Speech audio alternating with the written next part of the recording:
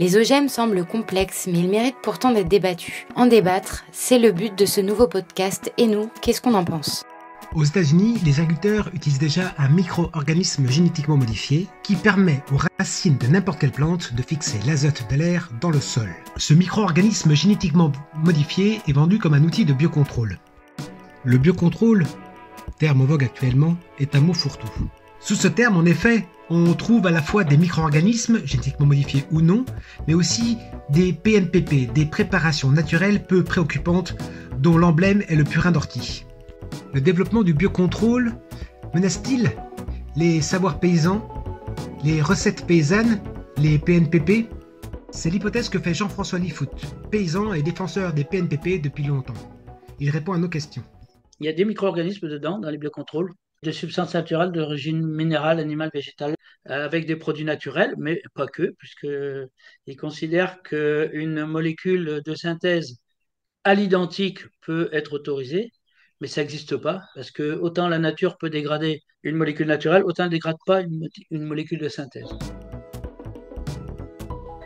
Mais je pense qu'il y a une partie de nos savoirs qui vont partir, enfin qui menacent d'être privatisés.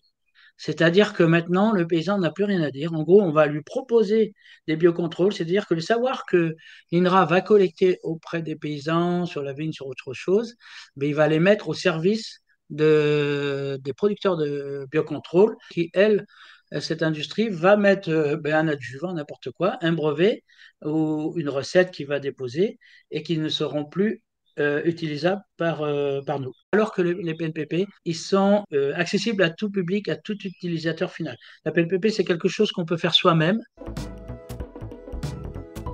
Le discours, il est là. C'est réel que ça peut être une alternative aux pesticides. Cela dit, c'est clair que nous, on n'a plus rien à voir là-dedans. C'est-à-dire qu'en gros, on retraduit le schéma des pesticides depuis tout le temps. C'est une alternative aux pesticides, bon, ok, mais ça ne sera pas du tout une alternative au modèle, ça c'est clair. L'idée, c'est de le reproduire. Et ça va forcément limiter les alternatives naturelles. Là, ils vont mettre, par exemple, 2 millions d'euros de recherche sur une start-up par rapport aux pucerons de la salade. Et il suffirait des fois de changer les pratiques culturelles pour qu'il n'y ait plus de pucerons, quoi, tout simplement. Dans ce podcast, nous parlerons aussi embryons génétiquement modifiés, agrocarburants, fake meat. Tous ces usages méconnus des OGM seront mis en lumière afin de permettre un débat collectif.